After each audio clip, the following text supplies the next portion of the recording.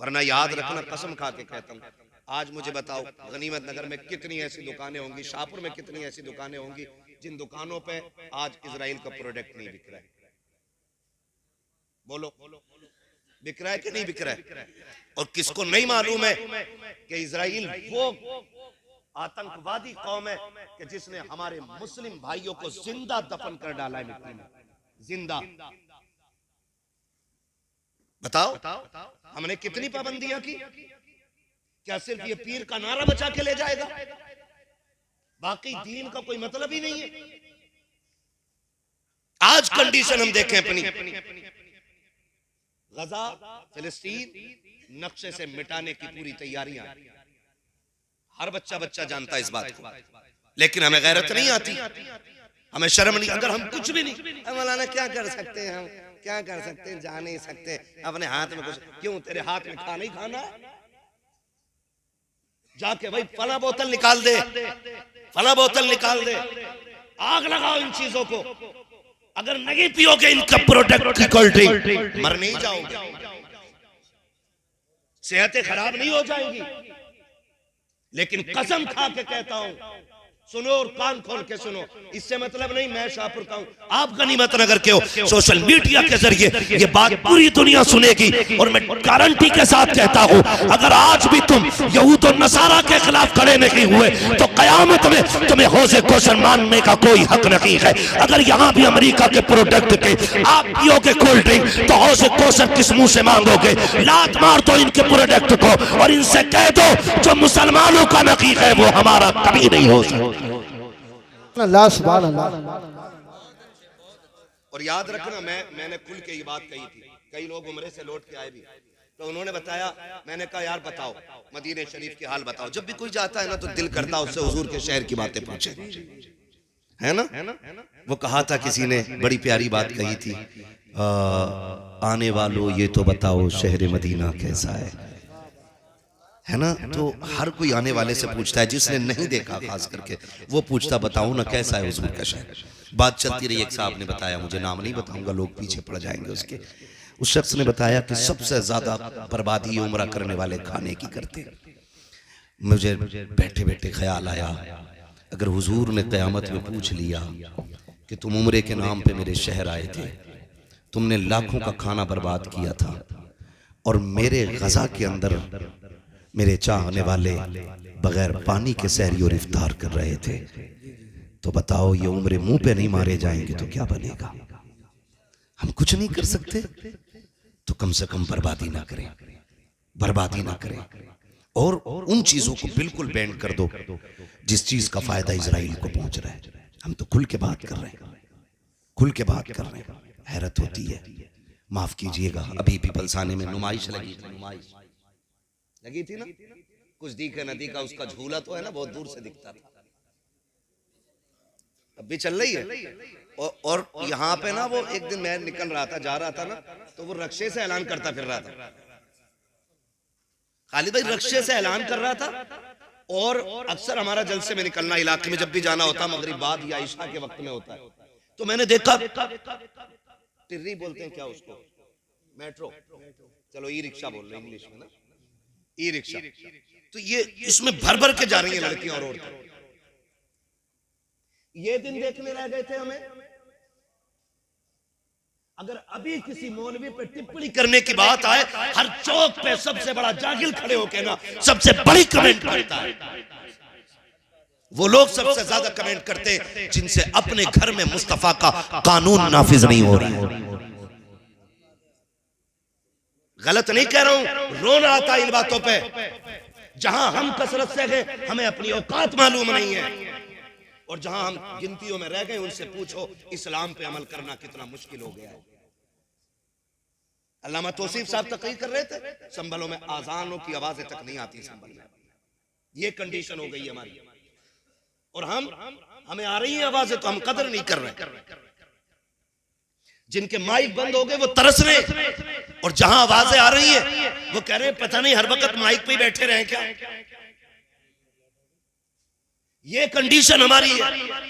रक्शे भर भर के ई रिक्शा में औरतें जा रही थी। मैं पूछना चाहता हूँ, जरा दिल पे हाथ रख के बताओ, मेरी बहन बेटियों से जाके पूछो, और मैं आपसे भी पूछना चाहता हूँ, ये जिंदगी कितने दिन की है? 60 साल, 70 साल, 80 साल, 100 साल, 150 साल, 200 साल, बस अगर 1000 भी हो जाए तो आखिर एक दिन मौत आनी है। ऐसा कोई बंदा नहीं जो ये कह सके मौलवी मुझे नहीं मरना है, मरना सभी को है। तो फिर तैयारी कितनी कर रखी है? हाँ हाँ, ये तो जरूर देखा जाता है कि कौन कौन जनाजे में नहीं आया है, मिट्टी किसने दी है, ये पहले देखा जाता है। ये नहीं देखा जाता है कि ये जो कब्रिस्तान जा रहा है इसकी जिंदगी कैसी गुजरी है। हाथ जोड़ के कहना चाहता हूँ, खुदारा अपने घरों के माहौल बेहतर कर लो। पीपल्स आने की नुमाइश हो, या अपने गनीमत नगर का मेला हो, या शाहपुर में लगने वाला ईद का मेला हो, बहन बेटियों से जाके कह दो, तुम्हें जो रब ने निकाब दिया था ये सिर्फ पोशाक के तौर पे नहीं, सिर्फ लिबास के तौर पे नहीं, बल्कि हया के लिए पहनाया गया था।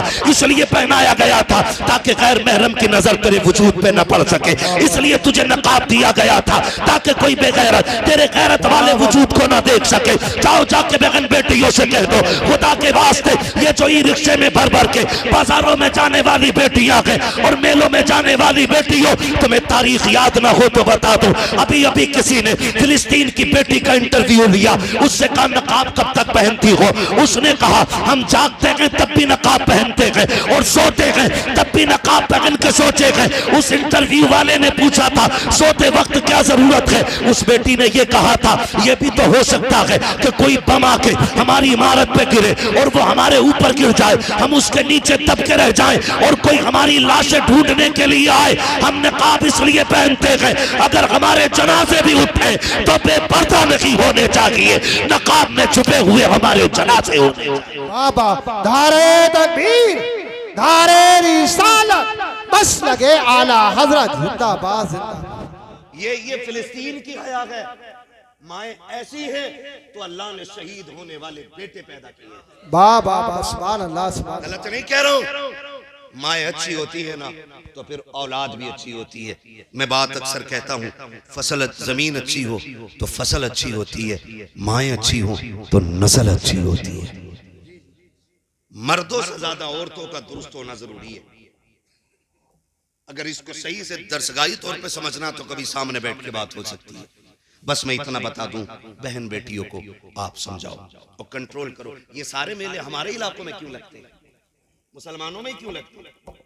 सही बताते हैं। हम लोग निकलते हैं ना रात में, अगर किसी गांव के अंदर 11 बजे भी चौक में बच्चा बैठा है ना, हम समझ जाते हैं ये गांव मुसलमानों का है। इतनी लापरवाह नस्ल सिर्फ मुसलमानों की हो सकती है जो 11 बजे तक चौक में बैठी रहे।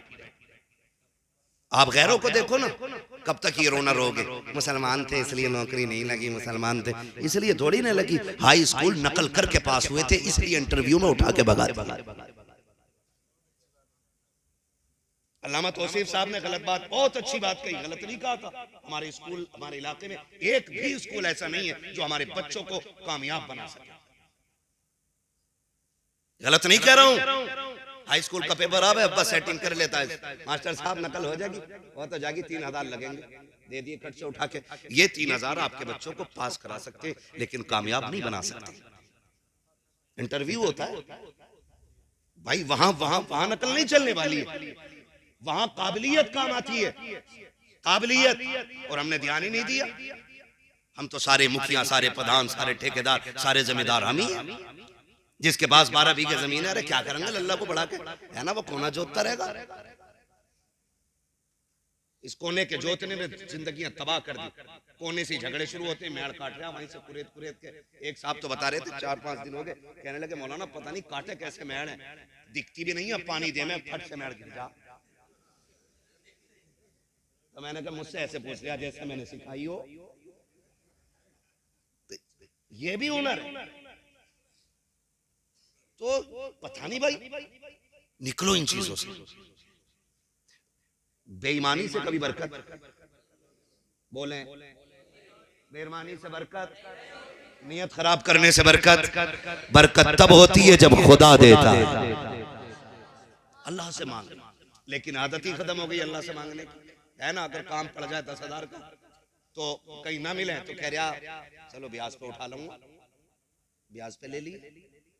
कुछ नहीं तो बनिए के पास चीज रखी है, उससे पैसे लिए, ऐसे लिए हुए पैसे आपको कभी भी मोहताजी से बाहर नहीं निकाल सकते। तो जो है सारे लोगों को, ये पैसा आपको कभी भी परेशानी से निकाल नहीं सकता है। मौलवी जी फिर क्या करें? अगर ना हो 10,000 उधार कोई देना, हमारा मुआशरा भी बड़ा अच्छा है, उधार भी उसे देता है जिसे कम जरूरत पड़ती है। गरीब को तो कोई यूं भी उधार नहीं देता, ये देगा कहां से? बैकग्राउंड देख के तो उधार दिया जाता है। डॉक्टर साहब पैसे वाले आदमी 50,000 ले जाओ, गरीब बंदा मांग ले किसी से तो 5,000 नहीं दे सकता, कह रहा देगा कहां से भाई तू? आपको एक बात बता दूं, कभी भी फैसले जरूरी नहीं है कि यहां से किए जाने वाले कामयाब होते हैं, कभी फैसले यहां से भी किया करो। जो अमीर है जिसे सब दे सकते हैं उसे तो सब दे सकते हैं ना, कभी तुम उसे उधार दिया करो जिसे कोई उधार न देता, उसे दो। ये बताओ हमें तुम्हें रोजी कौन देता है? सारे बोले, कम क्यों बोल रहे हैं भाई? जो सकलैनियों का अल्लाह वही रज़वियों का अल्लाह है, वही बरकातियों का, वही चिश्तियों का है, सभी का एक रब है ना? रोजी कौन देता है? बिना माइक के भी आवाज पहुंचा सकता हूं वहां तक। हाँ, पुल आज बना ढेला का, लेकिन यहाँ की मिट्टी में दम बहुत पुराना है। जी जी जी, है ना तवज्जो सारे लोगों की? रोजी कौन देता है? अल्लाह। जो अमीर का रब है वही अल्लाह, वही जो अमीर का रब है वही गरीब का गरीब का रब है। तो अगर रब तुझे देने वाला बना सकता है तो फिर जो गरीब तुझसे उधार लेने आया है इसे देने के लायक क्यों नहीं बना सकता वो? जी जी जी, या तो तेरा अकीदा पक्का नहीं और या तेरी नीयत अच्छी नहीं। सीधी बात तो ये, अगर नीयत पक्की है और अकीदा मजबूत है तो फिर रब की जात पे भरोसा सारों करो। जी जी, कभी उसे भी दिया करो जिसे कोई नहीं देता। कई बार कहते मौलाना दुआएं बड़ी मांगी है मुफ्ती साहब, कबूल नहीं होती है, कबूल नहीं होती है। भाई जब तक रोए ना तो माँ बच्चे को दूध नहीं पिलाती है, कभी तू भी तो रो के रब से मांग, देख के झोली कैसे खाली आती है। आदत ही नहीं रही। हम उस इलाके में रहते हैं जिसमें हर घर में एक नेता मौजूद है। बुरा मत मानिए, ये सिर्फ गनीमत नगर की नहीं है, शाहपुर की भी कहानी। हाँ, हर घर में नेता मौजूद है। थप्पड़ लग गया, लड़ाई हो गई, अरे चल अभी चलता हूँ 2 मिनट में FIR करा देता हूँ। वो कहता दूसरा चल मैं तुझे लेके चल रहा हूँ, ठीक है ना?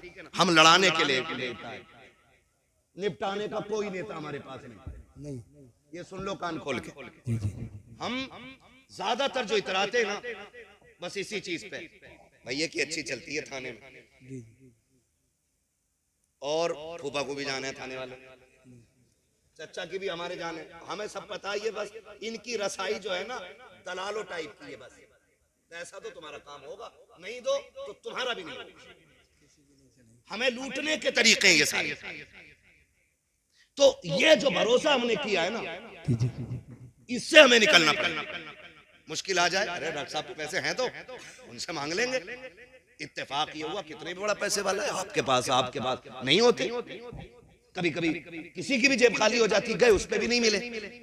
क्यों नहीं मिले? आप खाली क्यों रह गए? क्योंकि आपने भरोसा गलत किया। आप तो ये कहते इंतजाम मेरा रब करा देगा,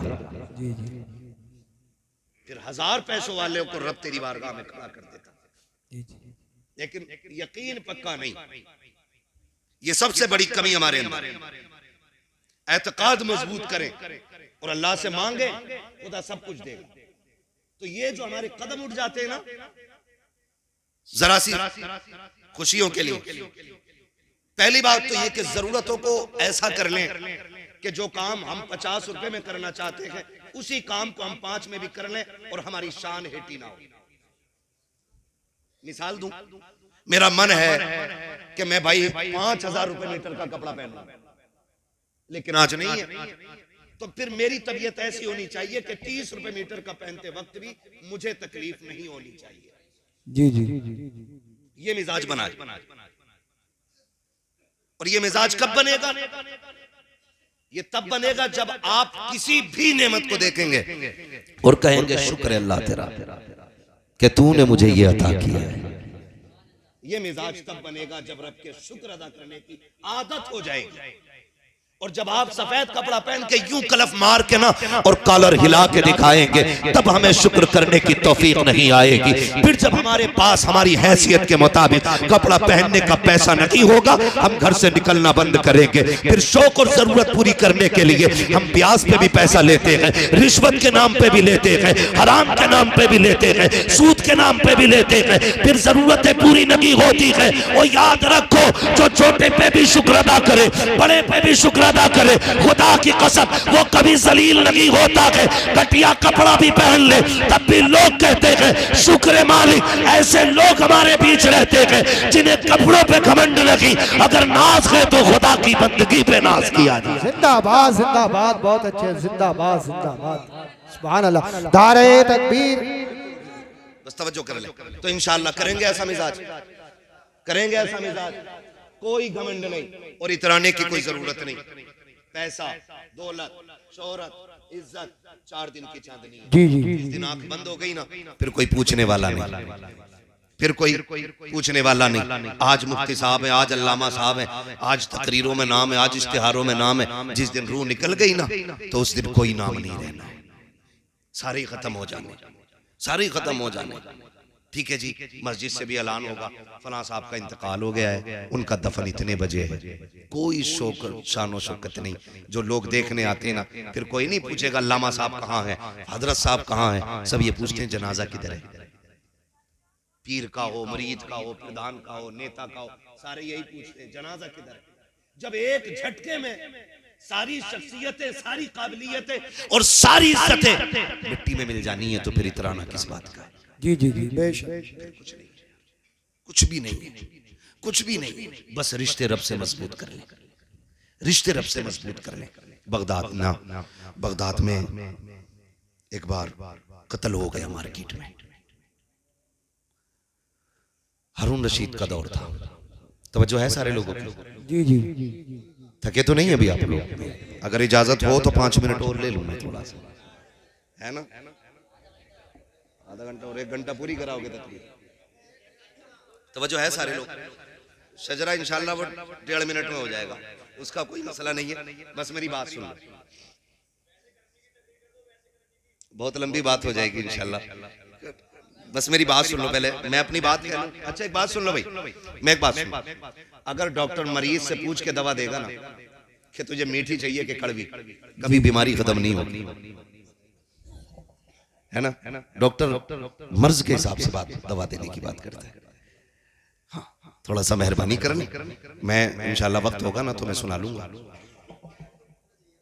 मैं जानता हूँ मर्ज यहाँ के क्या क्या, मेरा ही इलाका है ये मेरा ही इलाका है और मैं इसको अच्छी तरह जानता हूँ। हाँ तवज्जो है, शजरा सुन लेना बेटे, भी सुन लेना मेरे लाल, सुन लो थोड़ी सी जरा बात मेरी। बगदाद में ना एक कत्ल हो गया, 20 लोग ना अज्ञात में उठाए गए। अज्ञात तो सभी समझते हैं, क्योंकि अक्सर मुसलमानों पे मुकदमे जितने भी हो रहे हैं अज्ञात में ही हो रहे हैं। मुजरिम तो कोई पकड़ा नहीं जाता है ना, ऐसे 40 नाम डाल दो उठा लो। ये कंडीशन है आज हम लोगों के साथ। तो अज्ञात में 20 बंदे उठाए गए, तो 20 में से एक बंदा परदेसी भी था जो बगदाद का रहने वाला नहीं था, उसको भी जेल में डाल दिया गया। 19 बंदे उसी शहर के थे। अब जो 19 थे ना, तो मिलने वाले आते रहे। कोई कहने लगा इसको मैं जानता हूं, इसकी जमानत मैं ले रहा हूं। किसी ने कहा भाई इसको मैं जानता हूं, इसे मैं ले जा रहा हूं।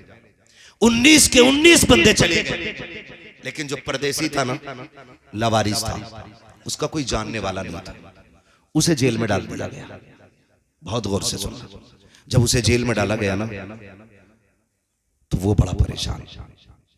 कभी कोई प्रदेश में फंस जाता है और पुलिस पकड़ लेती है ना, तो वो कहता कम से कम ये कि मेरे घर तक तो खबर पहुंचा दो कि मैं हूं कहां। ये होता है ना कोई भी प्रदेशी कि मैं कहां हूं, ये बता तो चले मेरे घर वालों को, ताकि वो कोई कोशिश कर सके।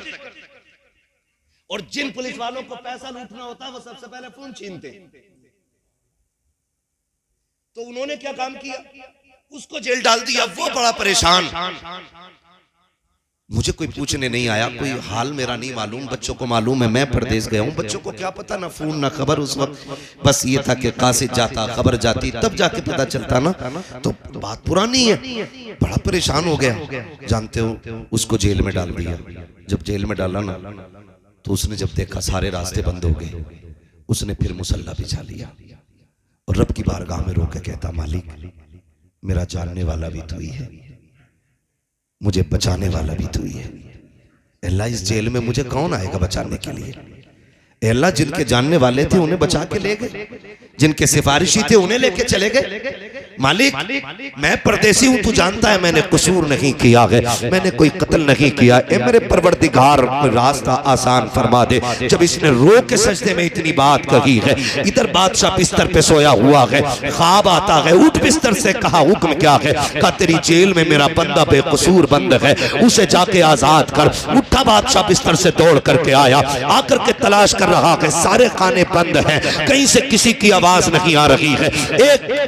एक खाने के अंदर गया, अंधेरा था, कान लगा के सुना, उसके अंदर कोई रो के कह रहा था, मालिक मेरा सिफारिशी भी तू है, मेरा जमानती भी तू है, मेरे गवाही देने वाला भी तू है, मालिक मेरी सफाई को जानता भी तू है, मैं बेकसूर हूँ, इसकी सबसे बड़ी दलील भी तू है। जैसी उसने रो के कहा है, बादशाह ने कंधे पे हाथ रख के कहा, चल यार तेरी गवाही मिल गई है। हाथ पकड़ के बादशाह लेकर के चला गया। अगले दिन तैयार किया, महल लगाया गया, करवट में कुर्सी लगाई, उसको बैठाया और कहा, बादशाह ने, ओ महल वालों, आज तक तुमने दौलत वाले देखे होंगे, पैसे वाले देखे होंगे, शानो शौकत वाले देखे होंगे, आज उससे मुलाकात करो जिसकी सफाई की गवाही सिर्फ खुदा ने खुद अता फरमाई है। ये वो है जिसके बेगुनाह होने का ऐलान खुदा ने खुद मुझसे मेरे ख्वाब में करे। बाबा नारे तकबीर, नारे रिसालत, बस लगे आला हजरत हजरत अल्लामा मुफ्ती हम्माद रसाई किबला मुरादाबादी जिंदाबाद जिंदाबाद। निकले,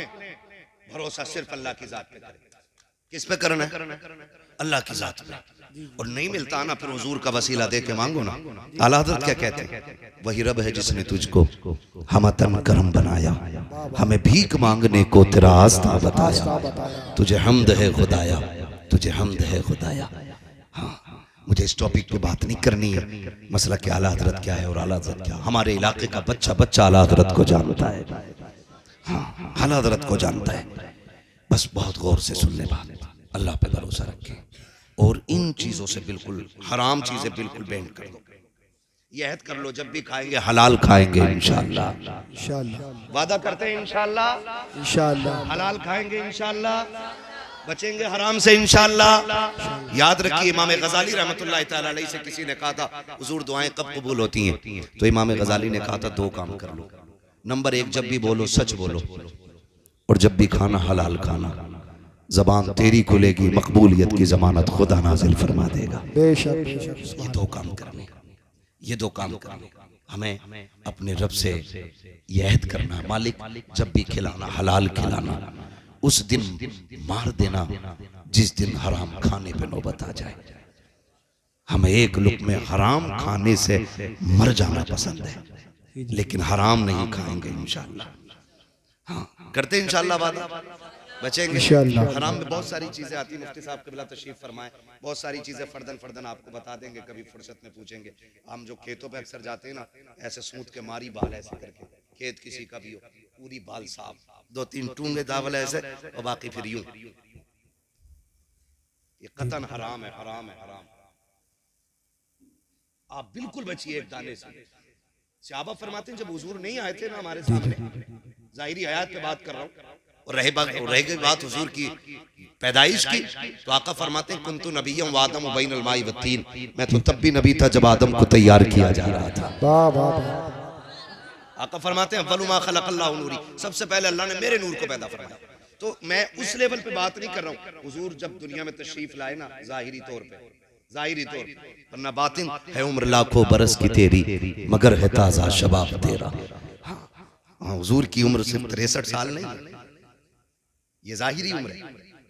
बस तवज्जो करें। सहाबा फरमाते हैं, जब तक हुजूर नहीं आए थे ना हमारे दरमियान, उस वक्त तक हम बेटियों के गले काट देते थे, पता नहीं चलता था। और जब हुजूर आ गए ना तो रास्ते में चलते हुए भी डर लगता है कहीं पैर के नीचे चूंटी ना आ जाए।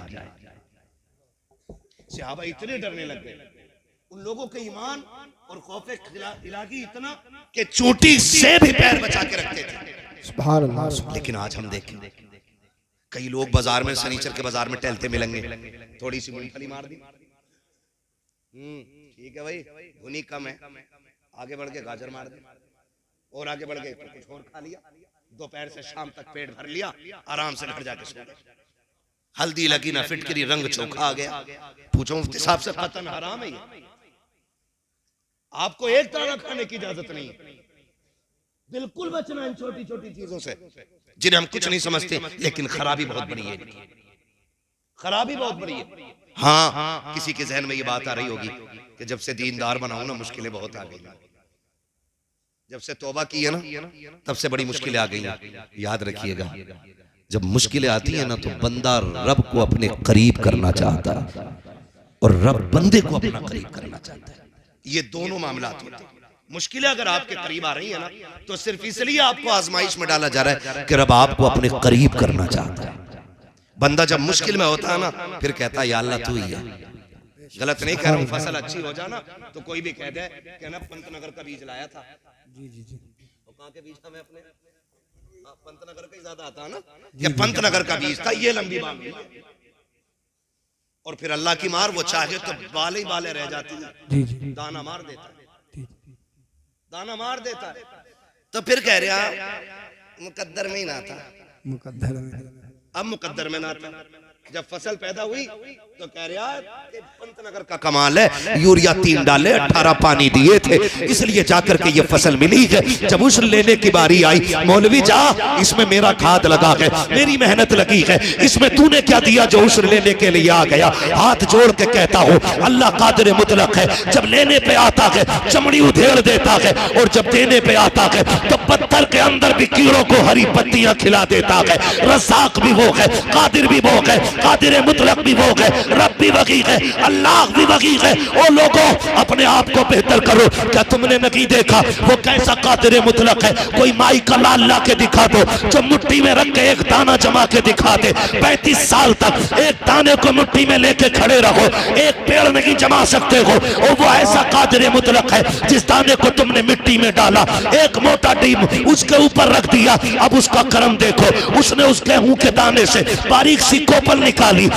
धीम और डेले बड़े मजबूत थे, उसने सबके सीने चाक किए, उसके अंदर से बारीक कोपल को निकाला। अगर तेरी मेरी बात होती, एक पौधा पैदा नहीं कर सकते थे, एक दाना नहीं बचा सकते थे। उसने जमीन का सीना चीरा, एक पौधे को कोपल बनाया, कोपल से पौधा बनाया, पौधे से दरख्त बनाया, दरख्त से बालें निकाली, बाल में दाना डाला, और फिर ऐसी पैकिंग की। हजारों बारिशें होती रही लेकिन गेहूं सूखा रहा, कितने तूफान आते रहे लेकिन गेहूं तक हवा नहीं पहुंची। वो ऐसा कादिर मुतलक है, सब कुछ वही करता है। और जब तुमने ये कहा था ये मेरे खाद का कमाल है, ये मेरे बीज का कमाल है, तब खुदा की रहमतें कह रही थी नादान तू तो दाना डाल के आ गया था, इसको कोपल हमने बनाया है, पौधे की शक्ल हमने दी थी, तू तो रात को सो रहा था, रात को हमने इसको ठंडी हवा के झोंके खिलाए थे, तू तो घर पे लेटा था, हमने शबनम से इसका चेहरा धुला था, तू तो सोता रह गया, सुबह की सूरज की धूप से हमने इसको बेदार किया। तुझे क्या पता कि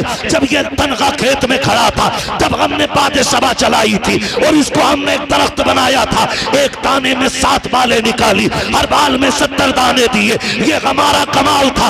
अगर तुझे ये लगता है ये तेरा कमाल है तो सुन, अगली फसल नहीं उठा पाएगा, ऐसा अजाब नाजिल करूंगा, मैं गन्ने को करोना कर दूंगा, खड़ी खेत में सुखा दूंगा, फिर हम जाने कौन लेके आता है। और तुम्हें खुदा का वास्ता अल्लाह से लड़ाई ना लेना, जो उसका हक है वो उसको दे दो, और जब वो देने पे आएगा तेरे एक का नहीं, अल्लाह तेरी 7 नस्लों का गुजारा फरमा। वाह वाह वाह, जिंदाबाद जिंदाबाद, नारे तकबीर, नारे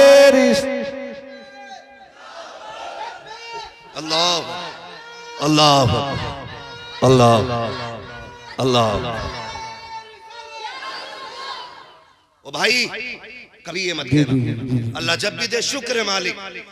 जी जी जी, वाह वाह वाह। कभी नुकसान भी हो जाए और किसी के आगे रोना नहीं, मालिक कम दिया तो भी तूने दिया, शुक्र है तेरा, ज्यादा भी तू ही देता है। तू उसके कम पे शुक्र अदा करके देख, अगली बार तुझे इतना बढ़ा के देगा ना कि लोग तेरा चेहरा देखने के लिए आएंगे। अल्लाह माँ बाप से ज्यादा मेहरबान है, माँ बाप से। लेकिन गलती हमने की है ना, तकलीफ आ जाती है ना तो हम बड़े आदमी के पास दौड़ते हैं, यार भाई हमें बचा लो, हमें निकालो, हमें निकालो, हमें बचाओ इससे। होना क्या चाहिए, जब मुश्किल आ जाए ना तो फिर मस्जिद की तरफ दौड़ो, आओ मस्जिद की तरफ। जुम्मे जुम्मे को आ रहा, फिर घड़ी देख के कह रहा अच्छा 5 मिनट ऊपर निकल गए, अगला इमाम बदल दो। जी जी भाई यही कंडीशन है हमारी, यही कंडीशन है। दुआए कुनूत सुन लो तो पूछा दुआए कुनूत होवे क्या, ये कंडीशन है। मुफ्ती साहब आगा 5 मिनट, ओ हो भाई बड़ी गर्मी हो गई भाई, ओ हो भाई बड़ी गर्मी है, अरे बड़ा मुश्किल है यार, एक जुम्मा पढ़ा है उसमें भी हालत खराब। ओ भाई डरे अल्लाह से, डरे। वो कई बार ना लोगों के बेनामे रहते हैं जमीन में, यहाँ कौन बैठेगा, बैठेगा, उसकी जगह खाली है, और अगर कोई बैठ गया ना तो वो जगह कूद के सफे कुदाल के ऐसे ही उसे जाकर जगह करोगे। मस्जिद है ये, हुक्म ये है अगर सफे लग गई है और जगह नहीं है ना जाने की, मुफ्ती साहब क़िबला तशरीफ फरमाए, किसी के कंधे से पैर उतार के जाना हराम है। जो कूद फांद के चले जाते फिर किधर बैठे, अल्लाह का घर है, जूतियों में जगह मिल जाए यहीं बैठ, ये यहाँ जगह मिल जाए ना यहीं बैठ जाया करो, यहीं बैठ जाया करो।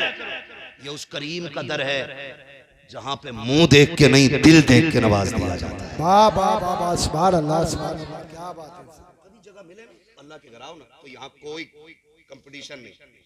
एक जगह अपने इधर उधर की साइड में मेरे ख्याल से बेल्ट चल गई थी, इधर बहुत बड़ा साइड है ना, देखा होगा ना वीडियो, कितनी गैरत की बात थी, कितनी गैरत की बात थी। लोगों ने क्या मैसेज दुनिया ने दिया हो, सोचे जरा क्या मैसेज दिया। मस्जिद में कोई झगड़ा और मस्जिद में आके बैठो ना तो अगर 5 मिनट भी ज्यादा हो जाए तो बैठे रहो। मुफ्ती साहब क़िबला तशरीफ फरमाए, पूरी गारंटी के साथ जितनी देर मस्जिद में नमाज के इंतजार में बैठते हो अल्लाह बैठने में भी नमाज का सवाब अता फरमाया करता है। पहली बात तो हम आते ही नहीं, हमें वक्त नहीं मिलता, किसी को मजबूरियां जरूरतें इतनी घेर लेती हैं कि परेशान हो जाते हैं। लेकिन यह है कि शैतान गालिब नहीं आता, जुम्मे के दिन आ गए हम, चलो बैठ के मस्जिद में, तो फिर घड़ी देख रहे हैं, बात सुनने तैयार नहीं है और फिर तनकीद कर रहे हैं एक दूसरे पे। बिल्कुल नहीं, बिल्कुल नहीं। अल्लाह के घर में आया करें, मुश्किलें आ जाया करें, फिर देखें अल्लाह कैसे काम बना देता। अगर मुश्किलें आ रही है ना हमारे आगे तो फिर नाराज नहीं होना, कोई गुस्सा नहीं। मालिक शुक्र है, अगर तू मुझे इस हाल में देखना चाहता है तो मैं इसी में राजी, मैं इसी में राजी। सांसों का मालिक अल्लाह है, नहीं खाएंगे बोटी, नहीं खाएंगे गोश्त, अगर तू इस बात में राजी है कि मैं वाक़ई करूं तो तेरे लिए राजी है। फिर कायनात को तुम्हारे लिए ना मोड़ दे तो फिर बात करना। तारीख में बहुत बड़ा नाम हजरत इब्राहिम बिन अदहम, बहुत बड़ा नाम है हजरत इब्राहिम बिन अदहम का नाम। तख्ते शाही है, लेकिन दिल में इश्क़ खुदा जब जलवागर हुआ ना ठोकर मार दी तख्त को, और ठोकर मार के ना जंगलों में निकल गए रब के लिए। जब जंगलों में निकल गए तो सगे मामू मुलाकात हुई, देखा दरिया के किनारे बैठकर ना गुदड़ी सिल रहे हैं, वो तो बड़े पुराने लिबास थे है ना, गुदड़ी सिल रहे हैं। तो कहने लगे भांजे ये जिंदगी अच्छी थी या वो तख्त पे बैठने वाली जिंदगी अच्छी थी। कहने लगे क्यों मामू, कहने लगे वो कितना अच्छा दौर था कि हीरे जवाहरात तो तुम्हारे ताज में लगे हुए थे और सैकड़ों लोग हाथ बांधे आगे पीछे खड़े रहते थे, तुम्हारे इशारे की देर थी, और अब देखो अपने हाथ से कपड़े सिल रहे हो। क्या पाया आखिर आपने वो तख्त छोड़ के। जब इतनी बात सुनी ना तो सुई थी दरिया में फेंक दी। मामू ने कहा भांजे एक सुई थी वो भी फेंक दी, अब कपड़े कैसे सिलोगे। तो आपने फरमाया अच्छा, आपने आवाज दी मछलियों मेरी सुई लेके आओ। तो जितनी मछलियां थी ना सारी किनारे पे आ गई और सबके मुंह में सोने की सुइयां मौजूद थी। मामू देख रहे हैं, मामू देख रहे हैं। आपने कहा मैं सोना अगर चाहता तो यहां क्यों आता, मुझे मेरी सुई चाहिए जो मैंने फेंकी है। एक मछली आपकी सुई लेके आ गई, आपने वो सुई ली। का मामू यही थी ना, कहा हाँ। कहने लगे ये सब कुछ कैसे कर लिया। फरमाने लगे मैंने दुनिया रब के लिए छोड़ दी, उसने दुनिया लाके मेरे कदमों में डाल दी है। वाह वाह वाह, सुभान अल्लाह, सुभान अल्लाह। अगर अकीदे मजबूत होना तो आज भी मंजिलें आसान हो जाती, आज भी मंजिलें। मैं नौजवानों से खास कर कहूंगा अपने रिश्ते मस्जिदों से मजबूत करने। हमारे रिश्ते मस्जिदों से बहुत कमजोर हैं, खाली जुमे को फर्ज समझते हैं हम लोग, बाकी टाइम की फर्जियत से मतलब ही नहीं। जी जी अगर कामयाबी चाहते हो तो सजदों के करीब हो जाओ। जी जी सजदे असले मुसलमान का सबसे बड़ा हथियार जी जी क्या है? सजदा है। सलामत रहे। क्या है? बोल सकते हैं आप लोग भी अगर नाराज ना हो। क्या है? सजदा सबसे बड़ा हथियार है और यही हमारे पास है। यही हमारे पास नहीं। इसकी ताकत जानते हैं आप? दोनों बातों की मिसाल देने लगे और बात खत्म कर लूंगा इंशाल्लाह। दोनों बातों की मिसाल। नंबर एक, मुश्किल आए तो खुदा की बारगाह में दौड़ना। ठीक है ना? ये याद रखें, ये कार्ड हमें मालूम रहते हैं कि भाई ये कार्ड मेरे पास फला विधायक का है, फला नेता का है। ठीक है ना? कोटेदार के दरवाजे पे 8 दिन बैठोगे तब जाके 5 किलो ना तुम्हें मुश्किल से ज्यादा देगा वो। जी जी और उसके बाद 365 दिन जलील करता। हाँ, ये बैठा रहता हुआ 5 किलो के चक्कर में, और लोग इसे इज्जत समझते हैं। अल्लाह भूखा रखे, किसी गरीब का हिस्सा हराम का हमें ना खिलाए। दुआ मांगा, ये दुआएं मांगा करो। तो आदमी लालच करता है, मुश्किल आती है। आपने नाम सुना होगा हजरत हबीब अजमी, बहुत बड़ा नाम है। आप सूद का बिजनेस बहुत बड़ा था। यहां तक लिखा गया कि एक वक्त का खाना भी बिना सूद के पैसे का नहीं होता था इनके घर में। इतना बड़ा धंधा इनका सूद था। बीवी कहने लगी, सरदार डरे अल्लाह से, कहीं ऐसा ना हो किसी दिन मुश्किल आ जाए। कहते थे तू मेरे मातहत है, तू काम कर अपना, मुझे मेरा काम करने दे। लिखा है कि एक दिन हबीब अजमी ना किसी से अपना सूद का पैसा लेने के लिए, उधार अपना वापस लेने के लिए गए। वो बेवा औरत थी, उसने कहा जी मुझ पे पैसा नहीं है, मैं फिर दे दूंगी। आपने कहा मैं खाली नहीं जाऊंगा, कुछ तो लेके ही जाऊंगा घर से। उसके घर में आप नजर डालने लगे ना तो एक कपड़े में लिपटा हुआ गोश्त का टुकड़ा रखा हुआ था। आपने ना वो देखा तो उसमें गोश्त, और जब लेके चलने लगे ना तो बेवा औरत चीख पड़ी। उसने कहा हबीब मेरे बच्चे यतीम हैं, बहुत जमाने से मेरे बच्चों ने गोश्त नहीं खाया। बच्चे कह रहे थे अम्मी कभी हमें भी खिलाना, गोश्त कैसा है। हबीब बड़ी मुश्किल से ये टुकड़ा मिला है गोश्त का, खुदा के वास्ते ये तो छोड़ के चला जा। फरमाने लगे चल छोड़, धक्का दिया और लेके आ गए। बीवी से कहा इसको बना। बीवी ने हांडी बनने के लिए रखी। कहने लगे मैं नहाने जा रहा हूँ। जब नहा के वापस आए औरत की चीख निकल गई। कहा क्या हुआ? कहा मैं कहती नहीं थी अल्लाह का अजाब आ जाएगा। हबीब आज अजाब आ गया है। कहा क्या हुआ? कहा जो गोश्त बनने रखा था ना, आज हांडी में सारा खून बन गया है। अगर वो रस्सी को ढील दे रहा है ना तो ये मत समझना कि अल्लाह बड़ा मेहरबान है, हमें छोड़ रखा है, हम पे मेहरबान है। नहीं, कभी कभी रस्सियां इसलिए भी ढीली रखी जाती हैं कि कर कितना करेगा, जब मैं पकड़ूंगा फिर कोई बचाने वाला नहीं होगा। ये भी याद रखिए। हबीब आज खून का, आज खाने का खून बन गया। हबीब अजमी ने देखा, चीख निकल गई। काब के दर काब तौबा करनी है। हबीब अजमी निकले तौबा के लिए। बात लंबी होगी, तफसील से बताऊं। आखिरकार तौबा कर लिया आपने, और जब तौबा कर ली ना तो पूरी जिंदगी, चूंकि ब्याज का पैसा था, कोई और बिजनेस नहीं था, अब घर में फाके होने लगे, दिक्कत आ गई। बच्चियां जवान थी। एक दिन बीवी शरीक हयात कहने लगी मेरे सरताज। कहा जी। का बात यह है कई दिन का फाका हो गया है, बच्चियां जवान है, किया जाए, बच्चियों की भूख नहीं देखी जाती है। कहा फिर कहा जाके कोई मजदूरी तो कर लो। हबीब कहते हैं कौन मुझे काम देगा? देख मेरे बाल सफेद हो गए, कमर झुक गई है, कौन मुझे काम के लिए रखेगा? कर निकलना रब का नाम लेके, जब निकलेगा कोई ना कोई रब इंतजाम कर देगा। हबीब अजनी ने घर से थैला लिया और मंडी की तरफ जाने लगे जहां मजदूर खड़े होते थे। और जब मंडी की तरफ जाने लगे, घर से निकले। बीवी ने कहा हबीब ठहरो तो सही। बीवी ने कहा ठहरिए। कहा अब क्या बात है? उसने कहा इया का वल हराम, खबरदार खाली लौट आना, लेकिन हराम का मिले तो आज भी लुकमा ना लेके आना। हम और बच्चों को 1-2 दिन फाके से पाल लेंगे, लेकिन हराम का एक लुकमा मत लेके आना। इतना सुना हबीब आंखों में आंसू लेके मंडी में आ गए। आके मंडी में खड़े हो जाते हैं। लोग आए, सबने ताकतवर जवान मजदूरों को लिया, लेके जाने लगे। हबीब आगे बढ़े, कोई मुझे क्यों नहीं लेके जा रहा है? आप कहते मुझे भी ले चलो। एक नौजवान ने कहा बड़े मियां क्या करोगे तुम? तुम्हारी उम्र तो देखो और फिर काम देखो। मंडी में आके खड़े हुए, क्या कर पाओगे? आप कहते हैं सुन, अगर मैं आराम करने की स्थिति में होता तो बाजार में आके ना बिकता, अगर मजबूरी ना होती तो मैं यहाँ मंडी में आके खड़ा ना होता। मुझे ले चल, 10-20 रुपए कम दे दे देना। उसने कहा जाइए, आप काम के लायक नहीं है। अल्लाह अकबर। इतना सुना हबीब अजमी की आंख में आंसू आ गए, बंदा चला गया।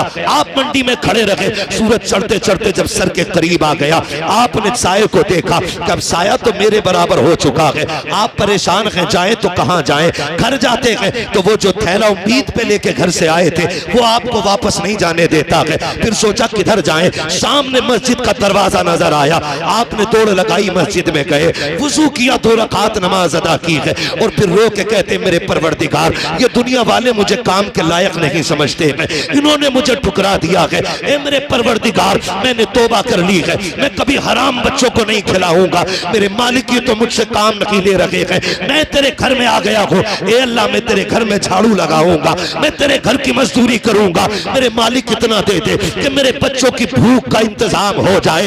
रोते रहे, शाम तक मस्जिद की सफाई करते रहे। शाम आई है, हबीब घर आते हैं, बीवी दरवाजे पे खड़े होकर इस्तकबाल करती है। बीवी ने खाली थैला देखा, कोई जुमला नहीं कहा था, कोई गाली नहीं दी थी, बल्कि कहा था आइए मेरे सरदार, आपका इस्तकबाल है। घर के अंदर लाई है, वुजू कराया, लिटा दिया। जब आराम से शोहर लेट जाता है, फिर बीवी ने पूछा था सरदार बताओ तो सही, काम के लिए गए थे, क्या हुआ? का काम तो मिल गया है, का मजदूरी का मजदूरी नहीं मिली है, का मांग लेते, का इतना बड़ा मालिक कदर मिला है कि मांगते हुए गैरत आ रही थी, इसलिए मांगा नहीं था।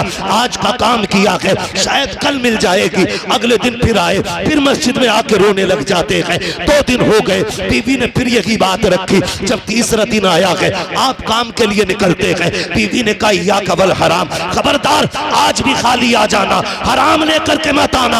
हबीब ने इतना सुना, रोते हुए फिर आए, लेकिन हबीब अजमी कहते हैं आज मेरी कैफियत बदल गई थी, क्योंकि बीवी ने कहा था अपने मालिक से कह देना, मेरी बीवी ने कहा कि बेटियों के उतरे हुए चेहरे नहीं देखे जाते हैं, अब फाका नहीं देखा जाता। 3 दिन मैंने काम किया है, 1 दिन की मजदूरी दे दे ताकि बच्चियों की भूख मिटा सको। जब बीवी के ये जुमले कानों से टकराए हैं, रोते हुए मंडी में आए, आके मस्जिद में रोने लग जाते हैं। हबीब कहते हैं आज अलग बेखुदी थी, अजीब बेकरारी थी, बैठे बैठे रो रहा था, चलते चलते रो रहा था, खड़ा था तो रो रहा था। जब शाम आई है, मैंने सोचा हर दिन की तरह आज खाली नहीं जाना है। का फिर कहते मैंने थैले में मिट्टी भरना शुरू कर दी, मैंने मिट्टी भरी और घर के करीब आया, मैं डर की वजह से रुक गया, आज देखूं तो सही, घर वाले सो जाएं तब जाऊं। लेकिन कहते जब मैं दूर खड़ा हुआ, मुझे अपने आंगन से धुआं उठता हुआ दिखाई दिया। जब धुआं देखा, कहते मैं आंखें मसलने लगा, मेरे घर धुएं का क्या काम, मेरे घर तो पकाने की कोई चीज नहीं है। कहते फिर मैंने गौर से देखा, घर भी मेरा था, आंगन भी मेरा था। मैं दौड़ के दरवाजे पे आया, मेरी बीवी हर दिन की तरह खड़ी थी, उसने मेरा इस्तकबाल किया, कहा आओ मेरे सरताज। जब मैं अंदर गया, कहते मेरे घर के अंदर से खाने के पकवान की खुशबुएं निकल रही थी। मैंने कहा बीवी ये क्या है? मुस्कुरा के कहती है ये परेशान क्यों होते हो, बड़ा अच्छा मालिक है आपका। कहा क्या कहना चाहती हो? कि ये सारा खाना तुम्हारे मालिक ने भेजा है। आप मुस्कुराने लग जाते हैं। कहा किस मालिक की बात करती हो? कहा जिसके यहाँ मजदूरी कर रहे हो उसी ने सब कुछ भेजा है। आप सोच रहे हैं ये क्या कह रही है? बीवी ने कहा सिर्फ यही नहीं, अंदर आइए। अंदर गए, नेमतों के ढेर लगे हुए हैं। आप कहते हैं बीवी तुझे कैसे पता कि ये मेरे मालिक ने भेजा है? बीवी कहती सुनो, वो जो लेके आया था ना, वो एक पैगाम भी दे के गया है। कहा कौन सा पैगाम? कहा उसने ये कहा है अपने शोहर से कह देना ये मालिक ने पैगाम भेजा है कि सुन तू हमारे घर की नौकरी करता है, हम इसी तरह तुझे तेरी मजदूरी अदा करते हैं। धारे तकबीर, धारे रिसालत, बस लगे आला हज़रत, जिंदाबाद जिंदाबाद। है तवज्जो सारे लोगों की। कहा मालिक ने कहा है तुम ऐसी मजदूरी करो, अल्लाह तुम्हें इसी तरह तुम्हारी तनख्वाह अता करेगा। तुम्हारा मालिक सजदे में गिर गए, मालिक तेरा शुक्र है। मैं आज भी कहता हूँ, आवाज आती हम तो माइल व करम है, कोई साइल ही नहीं, राह दिखलाएं किसे रह रवे मंजिल ही नहीं। सही बता रहा हूँ। लोग कहते हैं इमामों की 5000 में देखो बल्ले बल्ले रहते हैं, 5000 में मौज कर रहे हैं, 6000 में मौज कर रहे हैं, ऐसे ही नहीं कर रहे हैं। अल्लाह की कसम खा के कहता हूँ, अक्सर जितने इमामों से मिला हूँ या जिनकी हालत मैंने जानी, मैं जानता हूँ, उन्होंने मुझे बताया, कोई कहता बेटी का निकाह है, कोई कहता और तनख्वाह 6000 है, 3 बेटियां जवान हो गई हैं, और फिर जब उनकी शादियां हो गई तो फिर मुलाकातें होती, हो गई खैरियत से? कहा शुक्र है रब का। कैसे हुई? कहा कि जब दुनिया सो गई हमने रो के मुसल्ले बिछाए और हमने कहा मालिक रात दिन तेरे घर की ड्यूटियां निभाई हैं, आज किसी के आगे हाथ ना फैलाना पड़े। कहते हैं कि अभी हमने देखा है दुआओं का असर, आंखें सूखी नहीं थी, अल्लाह ने बेटियों की शादियों के इंतजाम पहले फरमा दिए। जब रिश्ते मुसल्लों से मजबूत होते हैं ना तो फिर 3000 में भी काम हो जाता है, फिर 5000 में भी, फिर 2000 में भी। इसलिए कि याद रखें कभी कभी बहुत सारे काम ऐसे होते हैं जो दवाओं से नहीं होते, रब दुआओं से कर दिया करता है। ठीक है ना। तो अब रिश्ते हमें अल्लाह से मजबूत करने, हमें दुख आएगा तो हम इंशाल्लाह मस्जिदों को आबाद करेंगे इंशाल्लाह। सारे नौजवानों से गुजारिश है, अब दौर वो नहीं रह गया है कि हमें कोई लकीर आके समझाए। अब हर बच्चा इतना पढ़ा लिखा और समझदार है कि नमाज हम पे फर्ज की गई इबादत है, और सबसे कामयाब वो बंदा है जिसने रब को राजी कर रखा है। इस इंतजार में ना मरना, मर जाएंगे तो बेटे 40 में करके बख्शवा देंगे, मर जाएंगे तो तीजे के बाद बख्श दिए जाएंगे। इस इंतजार में ना मरना, थोड़ी तैयारी खुद भी करनी है, खुद भी करनी है। आए दिन मौतें हो रही हैं, याद रखें ऐसी जिंदगी जिए, मर जाएं और कब्र में जाएं और कोई पूछे किसका जनाजा है, कोई बताए ना बताए, हमारे कफन से आवाज आ रही हो, लहद में इश्क रुखे शह का दाग लेके चले, अंधेरी रात सुनी थी चराग लेके चले, तेरे गुलामों का नक्शे कदम है रागे खुदा, वो क्या भटक सके जो ये सुराग लेके चले। पढ़ेंगे इंशाल्लाह नमाजें, आबाद करेंगे इंशाल्लाह मस्जिदों को, ठीक है ना। और नमाज पढ़ने में ये ख्याल रखना है, इमाम पे कोई टिप्पणी नहीं करनी है। आप मेरे मशवरा देके जा रहा हूँ, अगर किसी इमाम में शरीक कोई कमी दिख रही है तो आपके बस्ती में ऐसे ऐसे आलिम मौजूद है, आप इनसे जाके बात रखिए, इनसे कहिए ऐसे शख्स के बारे में शरीयत का क्या हुक्म है। अगर ये बता दें कि ऐसे शख्स के पीछे नमाज पढ़ना जायज नहीं है तो उनको बैठा करके इनके सामने ला करके शरीय हुक्म उनको सुना करके उनकी छुट्टी कर दी जाए, ये सबसे बेहतर तरीका होता है। चौक चौराहे में कहीं भी रास्ते में खड़े होकर के कोई मुखालफत करके हमें अपनी नमाजें खराब नहीं करनी है। कितनी कबूल होती है कितनी नहीं है तो अल्लाह ही जानता है, जो हो गई है उन्हें भी खराब ना करें। इसलिए अपने बारे में सोचें हमें क्या करना है। मेरी कब्र में मुझे लेटना है, आपकी कब्र में आपको लेटना है, सारी तैयारी कर लें। और सबसे अच्छी तैयारी है रब रसूल की चौखट पे आ जाए और अपनी जिंदगी पे अल्लाह और उसके रसूल के अहकामात को लाजिम समझे, चेहरे हुजूर की सुन्नत से सजा लें और कोशिश ये करें लिबास भी हुजूर जैसा होना चाहिए, कुर्ता पजामा। लेकिन आज एक ऐद कर लो गनीमत नगर वालों, और जहां तक मेरी आवाज सोशल मीडिया के जरिए जा रही है, ऐद करो कि हम इजराइल का कोई भी प्रोडक्ट यूज नहीं करेंगे। वादा करते हैं इंशाअल्लाह। हाँ, मैं इस वक्त समझता हूं कि इजराइल के कंपनी का पानी पीना भी खून पीने से ज्यादा बुरा है। यह हकीकत है जो मैं कह रहा हूं। इसलिए खुदारा हमें एहतियात करनी है और वक्त भी काफी हो चुका, 1:30 बजने को है। बस आखिर में हुजूर का शजरा बयान कर देना है, ठीक है ना। अब जरा बोल दें सुभान अल्लाह। अब ताकत दिखानी है भैया। अब तक मेरा पसीना बहा, मैं चाहता हूँ 1-2 कतरे आपका भी बह जाए।